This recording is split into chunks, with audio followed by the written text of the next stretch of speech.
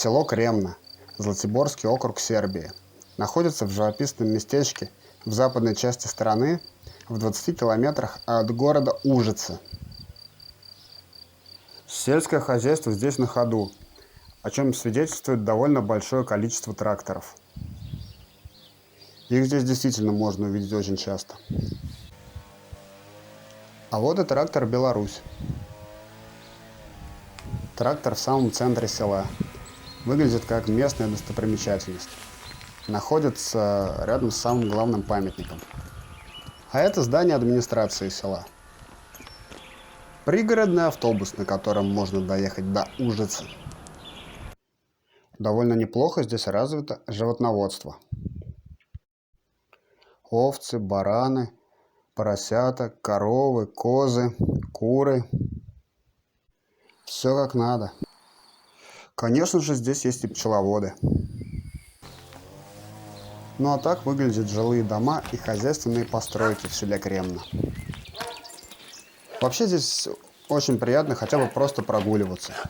Тихо, красивая природа и отличный воздух.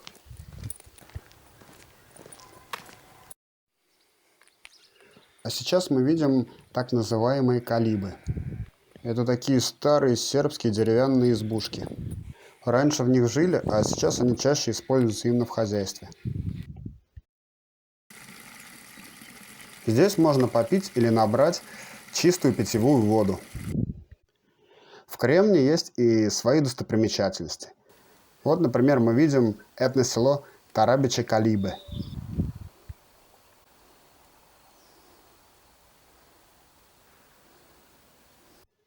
Православная церковь Святого Георгия. Деревянный памятник Милошу Тарабичу, сербскому пророку из XIX века, жившему в селе Кремна. Рядом с селом Кремна проходит участок исторической сербской железной дороги Шарганска-Осмица. Здесь находится одна из станций Шарганской Осмицы под названием Шарган-Витаси. Здесь можно сесть в поезд и доехать до станции Мокра-Гора.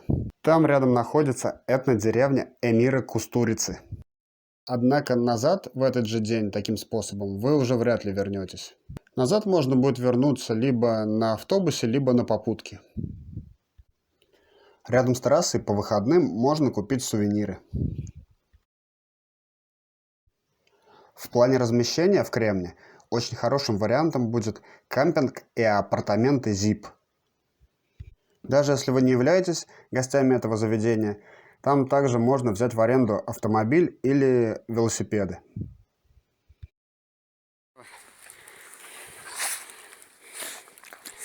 На территории кемпинга ZIP проживают маленькие, веселые, добродушные собачки.